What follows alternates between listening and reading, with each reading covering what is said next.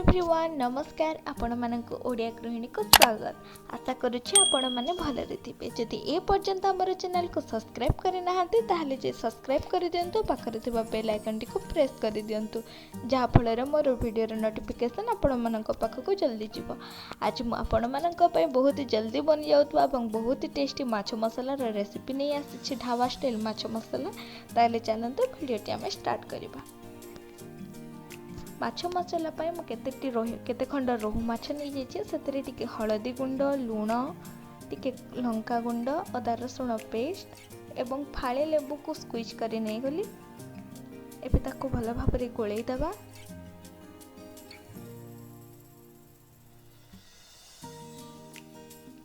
देखते एबे हमर माछटी बहुत भल भाव में गोले ही जाइए।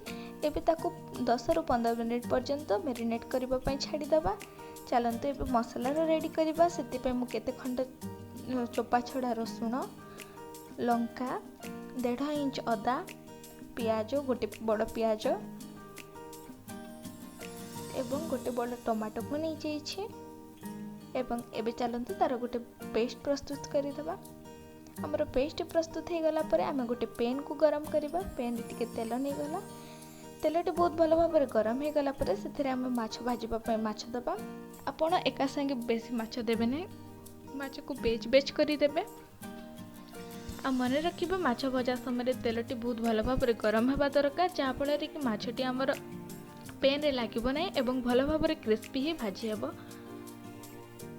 देखंतु गोटे पटरु भल भाव में भाजी हो गला। अबे ताको ओलटै दबा।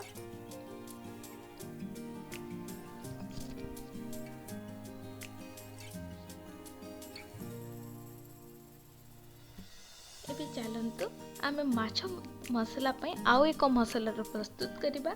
सेति पई गोटे चम्मच लंका गुंड, गोटे चम्मच धनिया गुंड, गोटे चम्मच जीरा, हळदी पाउडर टिके, गरम मसला टिके ने तार एक घोल प्रस्तुत करि दबा। सेति टिके पानी दबा। देखंतु एबे हमर मसलाटी मध्ये रेडी हो गला। हमर मसलाटी जेपरि जल्दी ड्राई न हुए सेति पई टिके सरिष तेल मु नै जाइछि।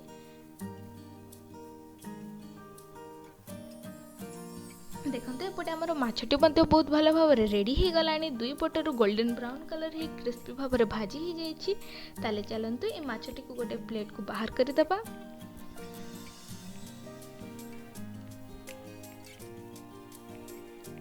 आमे ए माछ को स्टार्टर भाव में मध्य नहीं परबा, बहुत ही टेस्टी लागिबो। ताले चलंतु एबे माछर ग्रेवी प्रस्तुत करबा। सेति पय मु 3 रु 4 चम्मच सरिष तेल, टिके जीरा, 2टा कंचा लंका नहीं जाइए। जीरा और कंचा लंका टी भल भाव में भाजी हो गला परे आमे प्रस्तुत करितबा पेस्ट टमाटो पियाज रो पेस्ट को पके दबा। आ ताको टिके भल भाव में कसिबा, टिके भल भाव में भाजी हवा जेपरि चामर तेल और मसला अलग अलग हो जिवो से पर्यंत भाजिबा। देखते एबे हमर मसलाटी बहुत भल भाव में भाजी हो सारानी। एबे आमे जो आउ गोटे पेस्ट बनैथिला मसला गुंड को नहीं, से गुंड को से पेस्ट को पकई देबा। देखंतु एटा ए मसला रो पेस्ट को पकई देले मसला रो कलर बहुत भल आसीथे एवं टेस्ट मध्ये बहुत भल आसीथे। देखंतु संगे संगे तार कलर मध्ये चेंज हो गलानी। आमे ए मसला को मध्ये टिके भल भाव में भाजीबा पई दबा। सेतरे टिके लूण नहीं जिबा, जहा फଳରେ कि हमर मसलाटी जल्दी रेडी हो जिवो।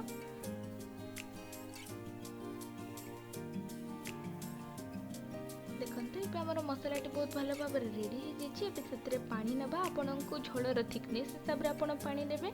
मु गोटे ग्लास पानी नैछि, आपण माने चाहिले अधिक किंबा कम नै परिबे। एबे हमर झोलटी बहुत भल भाव में फुटी जाइए। एबे सेतरे चलंतु माछ दबा।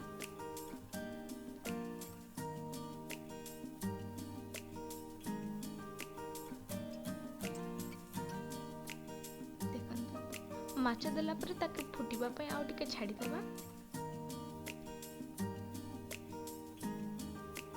पेन रो लिड को बंद करी भल भाव में फुटिबा पय छाडी दबा। देखंतु एबे हमर माछ बहुत भल भाव में फुटी जाइए एवं माछ मसला हमर बहुत जल्दी रेडी हो गला। देखते आम गैस फ्लेम टी को बंद करी ताको एक सर्विंग बोल को बाहर कर दबा। एबे हमर झटापट बहुत ही टेस्टी बहुत ही डिलीशियस ढाबा स्टाइल माछ मसला रेडी हो जाइए। आपण मैंने ये रेसिपी को घरे निश्चय ट्राए करंतु। आशा करुच्ची आपण मानक बहुत भल लगिबो। आ जदि मोर ये वीडियोटी आपण मानक भल लगे ताले लाइक करंतु, शेयर करंतु, कमेंट करंतु। आ हाँ जदि ए पर्यंत मोर चैनल को सब्सक्राइब करि नाहंते ताले जे सब्सक्राइब मध्य करि दियंतु। आमे पुणी थरे देखा हबा नेक्स्ट वीडियो रे। Till then take care, bye bye, stay tuned, stay safe.